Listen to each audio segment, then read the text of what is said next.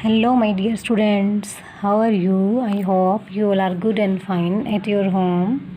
So, today we will discuss about our third class book, that is Tulip. Today we will discuss about its first chapter named The Three Surely Sheep. Okay. So, let us start. Once upon a time there were three sheep. एक बार 3 भेड़ थी. They lived in a field, वो जंगल में खेतों में रहती थी. Field at the bottom of a hill. ठीक है, हिल के बॉटम में यानी तली में. The hill was full of green juicy grass. जो हिल थी बेटा वो भरी हुई थी ग्रीन जूसी ग्रास से, यानी हरी हरी घास से भरी हुई थी. How they wished to go up the hill to eat the grass and grow fat. ठीक है, और वो how they wished to go up, और वो क्या करती थी, इच्छा करती थी हिल के ऊपर जाने की. To eat the grass and grow fat, उस घास को खाने के लिए और मोटा होने के लिए. On the way to the hill they had to cross a small bridge.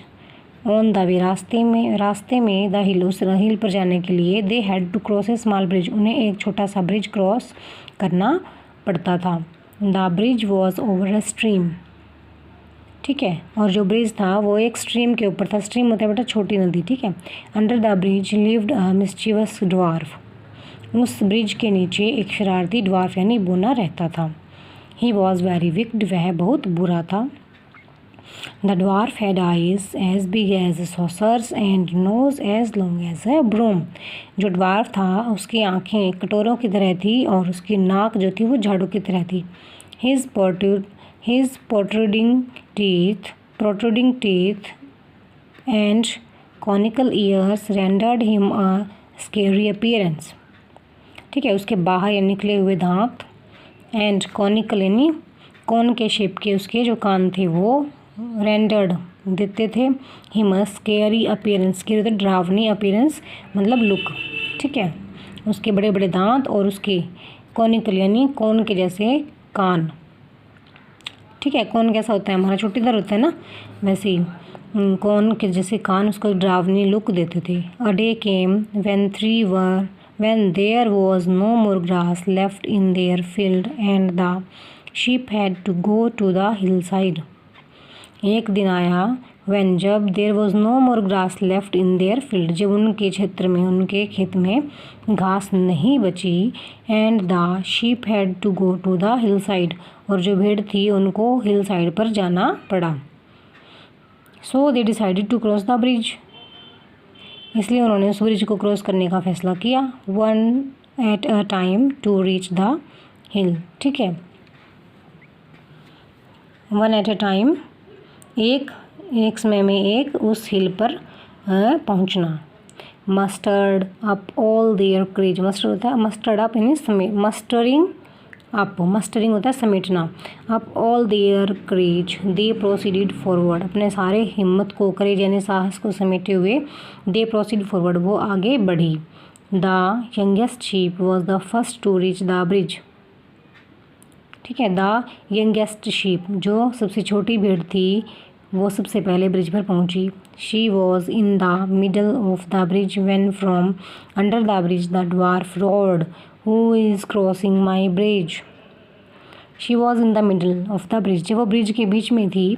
When from under the bridge the dwarf roar. ठीक है, तो उस ब्रिज के नीचे से ड्वार्फ जो है वो दहाड़ा. Who is crossing my bridge, मेरे ब्रिज को कौन क्रॉस कर रहा है. जैसे इसमें पिक्चर में दिखाया भी हुआ है, ये बीच में आई हुई है और फिर ये दहाड़ रहा है. जबकि इसके कॉनिक जो ईयर्स हैं और बड़े बड़े जो टीथ हैं.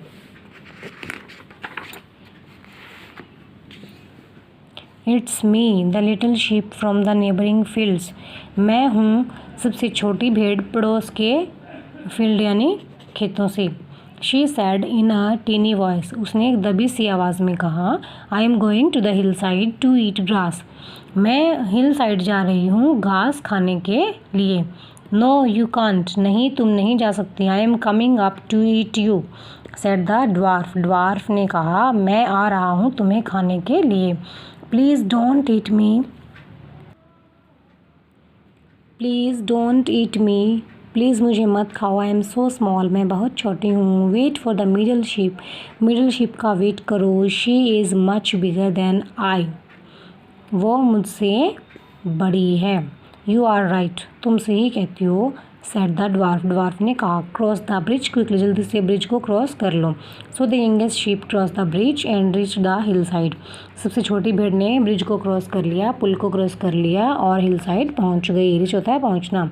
After some time the middle sheep reach the bridge, कुछ समय बाद जो बीच वाली भेड़ थी मिडल शीप वो भी ब्रिज पर पहुँची, her foot step on the bridge made the dwarf roar once again, उसके पाँव पड़ते ही ब्रिज पर और ड्वार्फ जो था वो फिर से चिल्लाया, रोर दहाड़ा, who is trampling my bridge, मेरे ब्रिज पर कौन ट्रैम्पलिंग यानी जो पैरों की आवाज़ होती है वो कौन कर रहा है।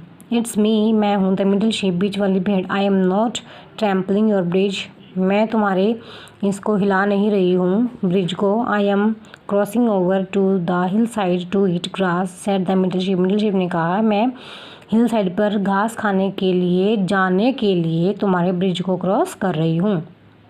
नो यू कांट, नहीं कर सकती तुम, सेड द ड्वार्फ ने कहा, I am coming up to eat you, मैं तुम्हें खाने के लिए आ रहा हूँ, ओ प्लीज़ डोंट ईट मी, मुझे मत खाना, आई एम सो स्मॉल, मैं बहुत छोटी हूँ, wait for the big sheep, बड़ी भेड़ का इंतज़ार करो, she is so much bigger and fatter than I, वह मुझसे बहुत ज़्यादा बड़ी और मोटी है, right you are, growled and dwarf, move forward quickly, वह फिर से बोला, तुम ठीक कहती हो, मूव फॉरवर्ड क्विकली, वह जल्दी से निकलो, so the middle sheep also cross the bridge and reach the hill side safely, इसलिए जो बीच वाली भेड़ थी उसने भी क्या किया, ब्रिज को क्रॉस कर लिया और सेफली मिडल हिल साइड पहुंच गई। Then came the big sheep, अब बड़ी भेड़ आई, the bridge cracked under her weight, creak, creak होता है वजन में, ज़्यादा वजन रखने के बाद जो साउंड आती है दैट इज़ क्रीक, ठीक है, उसके वेट की वजह से ब्रिज में क्रीक की sound I.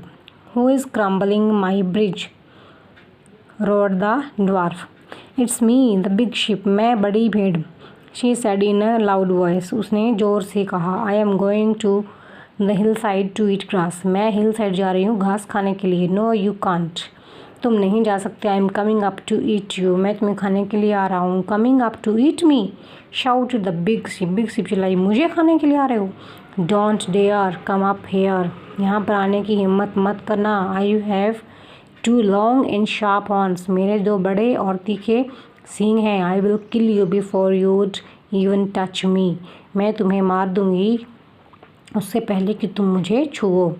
The dwarf came on the bridge, dwarf bridge पर आया, the big sheep ran towards him, उसकी तरफ दौड़ी, she knocked him down, knock down होता है बेटा धक्का मार कर गिरा देना, विद फुल फोर्स, उसने उसे पूरी ताकत से धक्का मारा और गिरा दिया। Down went the dwarf into the stream, और जो ड्वार्फ था वो स्ट्रीम में जा गिरा, स्ट्रीम यानी छोटी नदी जिसके ऊपर जो ब्रिज बना हुआ था। The big sheep then cross the bridge to join the other sheep on hillside, फिर बड़ी जो भेड़ थी उसने ब्रिज को क्रॉस किया और उनको ज्वाइन कर लिया, या उसने भी उन भेड़ों के पास पहुंच गई hillside. They had plenty of green juicy grass to eat, वहाँ पर उनके पास काफ़ी मात्रा में खाने के लिए हरी घास थी। And soon they become fat, और जल्दी ही वो मोटी हो गई। They had no intention of returning to their field, उनकी कोई भी इरादा नहीं था अपने खेतों में वापस जाने का। They were not afraid of the dwarf, अब वो भेड़ से ड्वार्फ से नहीं डरती थी, अफ्रेड ऑफ डरना। एंड यस, और हाँ, under the bridge the dwarf was still waiting for their return, पुल के नीचे अभी भी वो ड्वार्फ उनके वापस आने का इंतज़ार कर रहा था। सो ये आपका 3rd क्लास का चैप्टर था बेटा, नेम द 3 श्योरली शिप, ठीक है। It has been completed by us, so it is, if it is useful for you, please subscribe my channel, share this video, and please press the like button and bell button. स्वस्थ रहिए, मस्त रहिए, take care, thank you, have a nice day, bye bye.